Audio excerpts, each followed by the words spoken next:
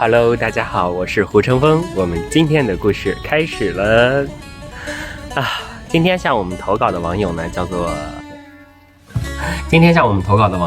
小麦。小麦呢向我们讲述了他曾经的一段恋情。在当时呢，他大学刚刚毕业，找了一份普通的工作，他不喜欢，并不是他所学的专业的工作，普普通通。但是呢，在当时的就业环境来看，这份工作的工资还算是可观。工作了大概3个月之后，他就从家里搬了出来，在公司附近自己一个人租了一栋3室2厅的大房子。因为他觉得年轻人即使是出来租房子了，也要活得体体面面的，也不能委屈了自己。这个房子呢，每个月至少要6000块钱左右的房租。你说哪怕就是你一个月挣1万块钱，6000块钱的房租是不是很有压力？工作了半年之后呢，他跟他们公司的一些年轻人一些同事就熟络了。这些年轻人凑在一起就是爱出去玩，每天晚上出去吃饭、混夜店、泡酒吧，甚至于就是整宿的不睡觉，外出蹦迪，然后压马路等等等等各种各样的一个活动，就花钱如流水。但是你工资再高也不能这么造啊，钱很快就花完了，怎么办呢？他在当时呢就接触了这个网络贷款提前预支，然后花呗、借呗，这个贷那个贷，就各种各样的。然后不过他觉得还可以啊，因为每个月发了工资之后呢，把这些就都还进去了，工资就没了。所以说他觉得自己还勉强可以承受。但是好景不长，没过多久呢，疫情了。当时呢，在家里封控了将近3个月。虽然说是疫情了，他还是线上办公，每个月呢只能拿到最低的底薪。拿到底薪之后，马上就要还到网贷里面。然后呢，他自己还有一些本钱，然后再往里还一还，凑一凑。大概封控了3-4个月之后呢，终于复工了。那他们的公司呢，也终于倒闭了。他们公司在疫情期间呢，入不敷出，就倒闭了。小麦在当时呢就是失业，又欠了很多的钱，每个月呢又要还网贷等等，他就压力非常的大。然后自己再想去找工作呢，其实在当时这疫情开始之后呢，确实各个行业比较低迷，想要找一份工资比较高、收入比较可观，然后自己还能看得上的工作，其实很难。就这么一找呢，找了将近3个月，3个月都没有工作，那怎么办呢？花老本，花本钱。但是呢，这个本钱很快就花完了呀，那怎么办呢？在他的同学的介绍之下，他去干起了搬运和分拣、装卸车，就是那种快递的那些东西。比如说来了一辆巨大的车，然后他就要上车，把这些快递从车上拉下来，放到传输带上，然后流到那边打开，然后开始分拣。然后他呢就是装车卸车。在这个装卸车的过程当中呢，他其实当时就已经心如死灰了。为什么呢？因为确实还不上钱，然后呢这个催收的就经常给他打电话，然后他就跟人家说你再宽限2天，再待2天，再待2天。然后呢每天呢干这个日结，干完之后呢早上就结账，然后一天呢是挣260，然后钱一到账马上就还到人家那个贷款里边，钱一到账马上就还。就在当时呢，他干了整整1个多月2个月的时间吧，确实还了将近1万多块钱。但是呢再一看自己的账单呢还有3-4万，他还要再慢慢的干。在当时呢，小麦呢他就没有刚刚开始的那么意气风发了，就有点情绪就比较低迷。然后呢把他的头发都剃了，然后把头发也剃了吧。他是一个很要面子的人，他觉得我对吧，这么那个厉害的一个大学生，长相也不错，我怎么能就这么干这种装卸的工作呢？而且呢我穿的好好的去干这种装卸，那不是埋没了我吗？于是呢他每次工作的时候都穿最破的衣服，然后把头发也剃了，3-4天的不洗澡。每天呢你看7点钟一下班就睡觉去，然后呢睡到傍晚起来吃个饭，晚上7点开始继续工作，一干12个小时，就除了工作就是睡觉，睡醒了就吃饭，吃完饭就去工作。就那一段时间呢，对于他来说真的是一个比较黑暗的时期。后来呢他们的那个快递公司呢进行了一个小小的调整，进行了一个小小的分组。他的那个组长叫做东阳，是重新分的组，一个新的组长。东阳这个人呢就是一个普通的长相，但是呢东阳非常的热情。东阳见到小麦之后呢，就跟他说，哎呀，以后你就是我的组员了，在我的组里呢不用那么辛苦，咱们大家呢就好好的交流，好好的这个相处，也不要着急，慢慢来。然后呢就说了很多安慰小麦的话，说即使你到了这个装卸，咱们装卸是比较累，但是呢挣的工资高呀等等，就安慰他，然后呢就给他聊天，然后陪他，有的时候下班之后陪他散步，陪他吃饭。时间一长了，小麦就觉得哇，这个东阳真的人特别好，是一个非常善解人意的人，能开导人。就是这个点就让小麦在当时呢，他这个阴暗也不能说阴暗，也阴郁的情绪呢，就让他得到了一些的舒缓。所以说呢，在这个相处当中呢，小麦自然而然的就是觉得东阳确实挺好的，而且呢，他对于东阳还是有一些的好感，油然而生，有一点点的情绪开始慢慢发芽了，慢慢发芽了。再之后呢，就是两个人经常偷跑出去抽烟，比如说装卸装了一会儿之后呢，东阳就会拉着小麦说让他们干吧，走，咱俩出去抽烟。因为东阳他是组长，所以说呢，他的权力还是有那么一点点大的。第一呢，他记功，比如说今天谁来了谁没有来，他记功，然后谁干了多长时间，中间出去了几趟都是他记。所以说呢，东阳拉着小麦出去抽烟，抽完烟之后两个人聊会儿天，有时候就是摸鱼摸半个小时。但是东阳呢，在记的时候呢，就记小麦这个全程盯下来，中间都没有出去，怎么样，然后还能给他发奖金。有的时候评优秀员工的时候，还会把小麦评上。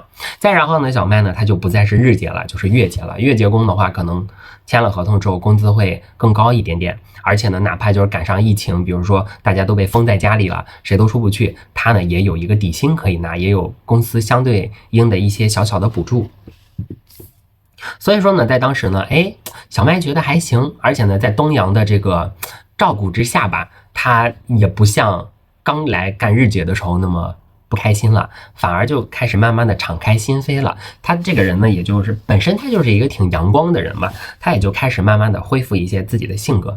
东阳呢，确实对他特别的好。终于有一天呢，他们两个人下了班之后呢，当时呢是凌晨5点多，那天呢卸货卸得快，5点多就下班了。下班之后两个人呢吃了个早餐，在这个河边溜达了一会儿之后，小麦说我又困又累，我工作了一晚上了，让我去河边坐会儿吧。两个人呢就坐在小河边上，有一搭没一搭的聊着天。小麦呢就觉得有东阳这么一个男朋友真的挺好的。东阳呢就看着他一笑呢，露出两个对吧虎牙。东阳应该比小麦要大8岁到9岁左右，当时小麦应该是大学毕业2-3年，大概25岁左右。东阳呢就是31岁32岁左右。但是东阳虽然说30出头了，但是呢他这个脸保持的还是少年感十足的那张脸。然后小麦呢就不自觉的就靠近了他，东阳呢就看着他抽了一支烟，就说哎呀，你说你这年纪多好呀，我觉得很幸福，你这个年纪现在是最好的年纪，真的。然后说着呢，就不知道怎么样，两个人就突然暧昧起来了。然后东阳呢就主动把脸凑到了小麦的脸的跟前，然后就 kiss 了一下就打了个 kiss， 就亲了一口。小麦当时就愣了一下，你干嘛？东阳说你真可爱。小麦就看着东阳，东阳呢那个时候你想30多岁了，这个男性的特征就真的已经开始显现了。其实20多岁的小伙子们还是比较稚嫩的，就是接近30岁的时候真的就开始长成一个男人了。男人40一枝花，长到40岁的时候才真正的是一个男人嘛。所以就发现这个东阳身上的这个雄性荷尔蒙真的对啊，哭的往外放，就是小伙子两个人这突突的往外冒热气，身上就是你走过去就像两个暖气一样，两个人就突然升腾起来了，滚动起来了。对，然后小麦呢确实觉得非常的这个不好意思，然后说那我回去睡觉了，你以后不要再这样的。然后他住的那个地方呢就不像以前了，住个3室2厅的大房子，他们住的就是他们的员工宿舍，那个宿舍里可能住8到12个人。然后小麦呢就回了宿舍，回宿舍之后呢，东阳呢就住在他的上铺，说你也别多想，我确实很喜欢你。小麦说我没多想，我也很喜欢你。东阳呢可能就被这一句话刺激到了，在当时呢两个人本来是上下铺，然后东阳就从上铺下来了，下到了下铺，然后躺到了小麦床上。小麦说干嘛，热死了。东阳说开着空调呢，有什么热的，今天咱俩躺一块睡。有其他的一些同事回来，哟，你俩还躺一块儿睡了，干嘛呢？这是。东阳说我们俩聊聊天，相见恨晚。有的同事就说你俩实在不行就凑一对儿吧，等等等等，就说了很多这个拱火的话嘛。然后小麦呢迷迷糊糊就是睡着了，因为下了夜班真的挺累的。然后再醒的时候大概就是下午1点左右，就是他觉得就有点不对劲儿。为什么不对劲儿呢？就是这个东阳的这个手啊放在他的那个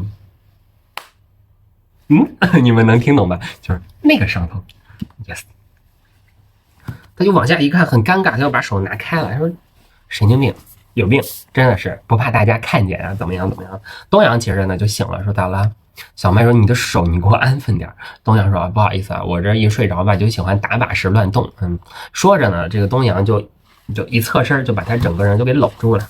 小麦当时心脏狂跳，而且呢，东阳凑过来的时候，小麦就能闻到他身上有一股淡淡的洗衣粉的香味儿，小麦就觉得挺有安全感的，挺香的。然后呢，伴着这股香味呢，自己就又睡着了。等到再醒来的时候呢，就已经是下午5点左右了。大家陆陆续续开始起床吃饭了，然后赶7点上班了。所以说呢，他就醒来之后呢，确实小麦就开始思索自己跟东阳的这个，对吧？这个关系，东阳就是到底喜不喜欢自己呢？如果说他喜欢自己的话，他应该是一个什么样子的状态呢？等等。果然没过多久呢，这个东阳呢就主动跟小麦表白了。东阳说：“其实你分到我组之后，我就挺喜欢你的。我一看你呢，我就知道你是一个很善良的人，而且呢很感性的人。所以说我真的特别喜欢你，我喜欢你身上的一些坚韧不拔的韧劲儿，我喜欢你的积极向上，我喜欢你的阳光，等等等等，就说了很多。”小麦说：“其实我也挺喜欢你的，虽然说咱俩相差的岁数比较大，但是我能在你身上感受到温暖，等等等等。”这么两个人就一拍即合。当时是在工作，那个时候是凌晨12点左右。凌晨12点左右呢，他们公司是中间有半个小时吃东西的时间的，所以说大家都坐到一起吃东西。然后东阳呢就拉着小麦说上厕所吧，就去了厕所。他们公司那个厕所一个隔间一个隔间的，两个人就在厕所里，没有做太过分的事情啊，就是亲。对，大概就是这样，亲了半天，啃了半天，啃完之后呢，两个人就回去继续跟大家一起那个吃东西了。之后呢，两个人就确定了这个情侣的关系。但是时间一长吧，小麦就发现东阳这个人有点什么，就是有点小气，就抠门。比如说你们两个人真的就是想做一些什么事情的时候，哪怕出去找个酒店呢，找个稍微环境稍微好一点的，但是不，他们两个人的第一次就是这个比较深入的交流发生在厕所，发生在这个厕所，而且在那个隔间里，两个人就动作特别特别的迅猛。旁边那个隔间好像还有人，旁边隔间的人还在那个叫什么摁打火机点烟，都不敢说话。两个人完事儿之后呢，就是东阳给了小麦2张湿巾，说擦一下吧，说然后怎么样。小麦说我们以后能不能不在厕所了，太尴尬了，一旦被人撞见要不要脸。东阳说行，无所谓，下次我们选别的地方。选什么地方呢？有一天两个人下班之后呢，选了员工宿舍，两个人早早就回宿舍，早餐都没吃，当然宿舍也没什么人，两个人就把宿舍门一锁，窗帘一拉，然后完事儿之后呢，开门，其他的同事员工正好都回来了，他们两个人出去吃饭。就是有的一些同事可能就口无遮拦嘛，我的天，这什么味儿？一股这个干过的味儿，就是叫什么男生精华的味道，这什么味道啊？然后小麦呢就觉得挺尴尬的，就跟东阳说：“咱以后能别在宿舍里了吗？”东阳说：“没事，都是男的，怕什么呀？”小麦说：“就是因为都是男的才怕呢。”然后呢，两个人最惊险的一次呢，就是当时睡觉睡到大概中午11点、12点，两个人同时醒了。醒了之后呢，东阳就把手伸到了小麦的衣服里，就想开始。小麦说：“你别，舍友8、9个舍友全在睡觉呢，你干嘛？”东阳说：“没事，我轻轻的。”小麦就是坚决不，东阳说轻轻的，很轻很轻。然后呢，小麦呢就没有抵得过他的这个热情嘛，然后东阳就压到了小麦的身上。看我在说什么呀？对，然后就成功的把上铺的舍友给怎么着啊，给那个摇醒了，因为他们那个床是都挨在一起的，你这边一动，那边当当撞那边的床，隔壁的舍友就想干嘛呢？小麦说没事，我们俩打游戏呢。舍友就是睡得迷迷糊糊，别打游戏了，我们睡觉呢，就怎么样？小麦说你停手吧。东阳说那你那个什么吧，就把那个就把小麦的头就摁到了被子里，然后过了一会儿，就东阳就很舒服，然后就睡着了啊。小麦呢就去厕所刷了刷牙，漱了漱口。这个对。再后来呢，在小麦的一而再再而三的要求之下，两个人呢就去到了什么地方？去了他们那个公司附近的一个小酒店、小旅店，不能说酒店，是小旅店，特别破。你想象这种快递公司啊，像这种就是来货的地方啊，大多数都建在郊区或者是开发区、高开区人烟稀少的地方。那他们附近就是村落比较多，那村里面开的那种小破旅店，两个人呢就进去，10块钱1个小时，进去之后，对吧？那个旅店就是好像是上一个客人走了之后，那个床单和被子是不换的，就是他们进去那个房间的时候，床上的被子是乱七八糟的，那个枕头上也是有人躺过的痕迹的，然后厕所的那就是卫生间，一次性牙刷呀什么都还没收呢，就在那放着。一般的说，人家老板说就是3、4个人住一次之后再收，一般在这儿住的都是那些工人，也不脱衣服，直接就躺那儿睡觉了就走了，然后睡醒了就走，就是属于那种的情况。小麦就觉得不好，东阳说这样，下次来的时候我给你带一块布，咱们铺到床上。然后两个人呢，每次来都带一块布铺到床上，把那个被子往地上一扔，两人不过小麦说，至少比在厕所和在宿舍好，至少这是有2个人独处的一个空间的。但是呢，每次东阳跟小麦完事儿之后呢，小麦就发现东阳对他会怎么着，非常非常的冷漠。对，小麦觉得可能是这个干前淫如鬼，干后叫什么圣如是什么什么圣如莲什么什么，就很冷淡嘛。然后呢，时间一长呢，小麦其实也感受不到东阳对他刚开始的那种感觉了，所以说小麦有的时候就会感觉很失落。然后春去秋来，秋去冬来，到了这个来年的春天，来年春天的时候呢，他们公司有一批员工就辞职了，然后又来了一批新员工。那个时候呢，东阳呢就从组长升为了督导，就是专门管组长的这个这个身份吧。而且呢，工资呢，人家工资也翻番了，也不用再干这个装卸的工作，就是专门管着这群组长，然后就是属于监察系列的。我也不知道他们快递公司这是什么情况，就属于监察系列，要比组长更高一个级别。然后呢，小麦就发现了东阳的一些劣根性。什么劣根呢？就是第一，他这个人就欺软怕硬。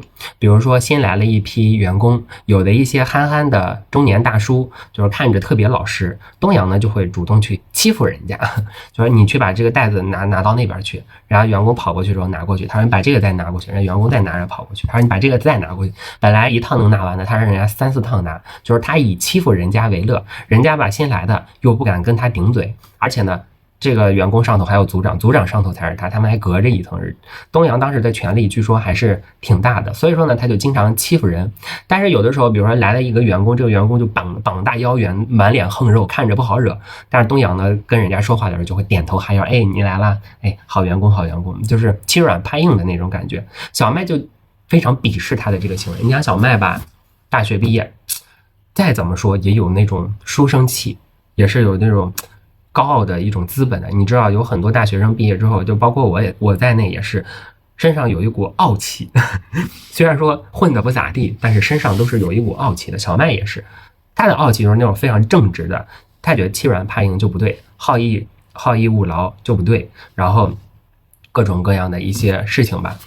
所以说呢，小麦有的时候就跟东阳说，你别老欺负人家大爷，人家挺老实的，这个可能是下岗了也没工作干，跑到这儿来工作也都挺不容易的。东阳说你别管了，这是领导层的事儿，你就干好你的工作。有的时候呢，东阳就跟小麦说，你今天别上班了，你跟我出去吧。然后我就跟你们组长说，咱俩出去这个检查去了，然后让他给你记上工。有的时候呢，小麦确实受了东阳的一些小恩小惠，两个人就出去玩去了。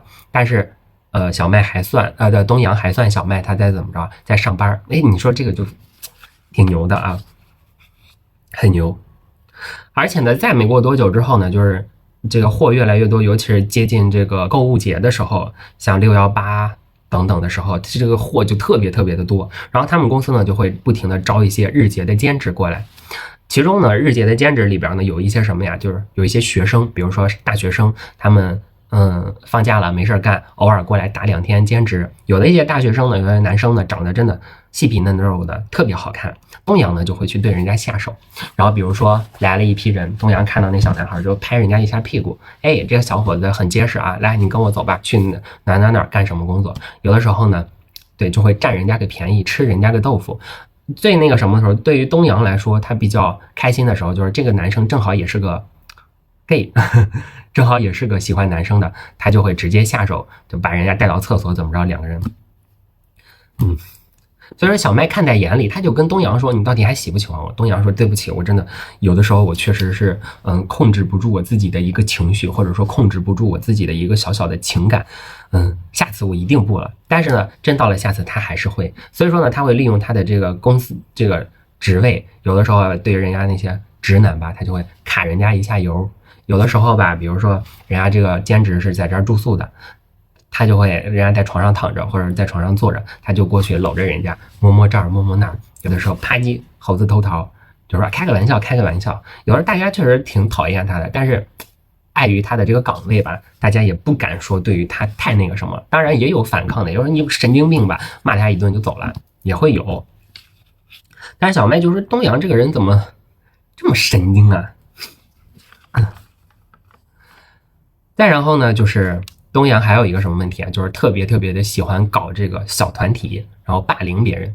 比如说10个组长，然后其中有2个组长不听他的话，他就会将其他的8个组长笼络到一起，小团体，然后一起去孤立那2个组长。要开会不叫人家2个，然后记功也不记人家的，然后记公时也不记人家的，然后欺负人家组里的一些人，就特别喜欢怎么着搞这个小团体。时间一长呢，这个大家呢都知道要站队了，有的时候很多人都站到东阳这边，要是你不站队的话，你很容易怎么着被他欺负。直到后来呢，出了一件什么事情呢？就是这个让小麦突破底线的事情，就是小麦震惊的发现东阳他是结了婚的，有妻子有儿子。那一天呢，在下班之后呢，东阳的妻子跟儿子开着车来接他了，说咱们去哪儿吃饭呀，老公。小麦在旁边就震惊了，你，然后东阳呢就给小麦使个眼色，你先吃饭去吧，我们那个要回家了。于是呢，他就开着车走了。小麦当时都愣了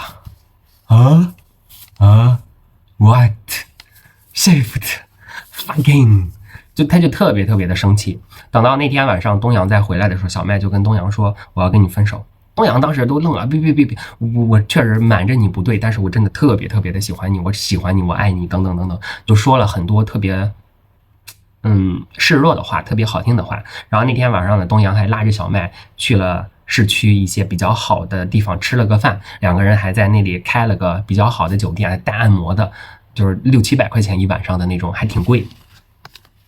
所以说呢，那一天小麦就觉得他也不是说特别坏，虽然说就瞒了我这一件事情吧，但是对我确实挺好的。虽然他有很多的缺点，但是我觉得还好。尤其是那一天晚上，平常呢，东阳对小麦就是特别的粗暴，就对吧？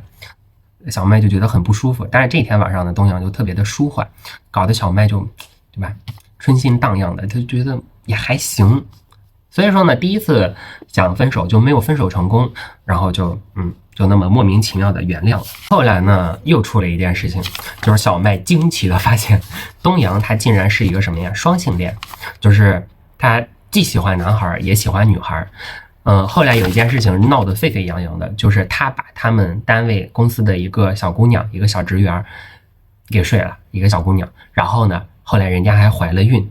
东阳知道这件事情之后呢，当时他们2个人对吧，跟东阳跟小麦在酒店刚完事儿，刚洗完澡，2个人准备睡觉。东阳接到了电话，那个女生说我怀孕了。东阳说你怀孕了能怎么办？打了呗，留了吧。小麦在他旁边听的都震惊了，什么情况？东阳说跟你没关系，你睡觉吧。撂了电话之后呢，东阳给那个姑娘发了多少钱几千块钱的一个转账，然后呢就继续搂着小麦睡觉。小麦说你还能睡得着？东阳说对呀，咋了？赶紧睡觉吧，跟你没关系。小麦说如果你这样的话，咱们2个人就分手吧，行不行？这次呢，东阳还是跟上一次一样，就开始软磨硬泡，跟他说一些好听的话，甜言蜜语，然后2个人也不睡觉了，带着他又出去大吃大喝，又玩了一晚上。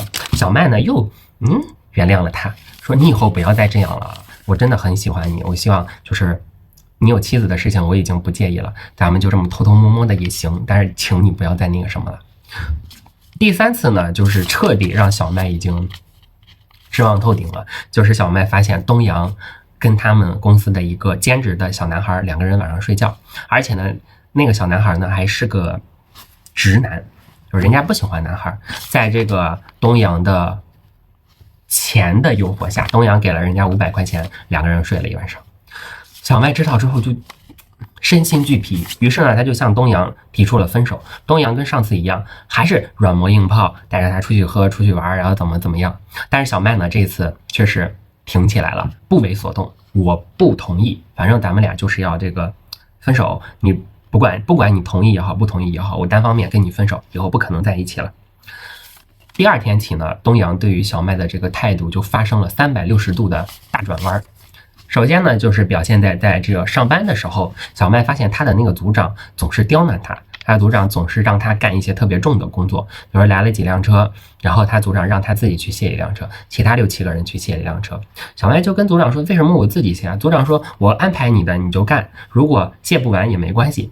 但是呢，在这个工资的这个考核上就会记他的一个错误，就是说一晚上光玩，然后没有那个卸完货。这小麦知道之后就觉得肯定是东阳在背后挑唆的，而且发工资的时候呢，小麦的工时少了好几个。然后小麦呢就去找组长，组长说那是东阳那个检查的那个人给你扣的，说你前一段时间老出去玩，要把你那个出去玩的工时都给你扣回来。再然后小麦去找东阳的时候，东阳就说可以啊，你想那个加回来可以，你今天晚上跟我对吧，咱俩睡一晚上吧，睡一晚上就行。小麦说不可能，但是之后呢2个人在这个公司里边就斗争的特别的厉害，就小麦被打压的就愈加的然后时间一长呢，他就觉得这个身心俱疲。直到有一次呢，他回了这个员工宿舍之后，就看到很多的人用异样的眼光去看他。小麦就说你们这么看我干嘛呀？其中呢有一个认识很久的同事就跟他说，东阳过来找我们，说你专门跟男人睡觉，说你是出于什么想法跟男人睡觉的？我们每天都在这个宿舍待着，我们洗完澡都不穿衣服进来，你是不是老偷看我们？小麦一听，说服他，你们有病吧？于是呢，他就跟宿舍里的很多人大吵了一架。吵完之后呢，宿舍人说，可是我们是男生，你不是喜欢我们吗？你怎么还舍得跟我们吵架？不行的话，咱们今天晚上都试试。小麦就特别的生气，然后呢就跑到了那个外面给东阳打了个电话。东阳说怎么了？我说的不对吗？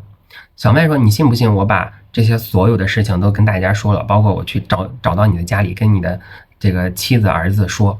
东阳说你去吧，你去了之后，我告诉你，你去了之后，一旦我的工作受到了影响，我的家庭受到了影响，我一定饶不了你，我一定想尽一切办法，我不可能让你活着。小麦一听其实就有点怂了，也是，如果把一个人逼到这个绝境的话，叫什么赶狗入穷巷必遭反噬。于是他就心想忍一忍就过去了。但是接下来的工作当中呢，愈发的艰难，其实基本上他就已经没法再工作了。于是呢，大概过了1周之后呢，他就提出了辞职，然后还压了他好几天的工资也没有给他，就直接辞职了。辞职呢，自己就回到了家里，至少这个钱也还完了，也没有欠款了，算是干了这2、3年之后就持平了，就跟没干是一样的，反正就是干活着了，钱也没存下来。但是呢，小麦觉得还好，以后呢还是要这个改过自新的。之后呢，小麦呢自己找了一家跟他的专业对口的工作，现在呢也升为了一个小小的主管吧，一个月大概就是2、3万块钱。于是呢，他就给我投了一个稿，他说现在我过得还可以。其实当我在回想起当时的那些事情的时候，我不觉得生气，我也不恨他们，我觉得这是我为我自己的青春买的单。青春嘛，谁都会犯错，我也会犯错。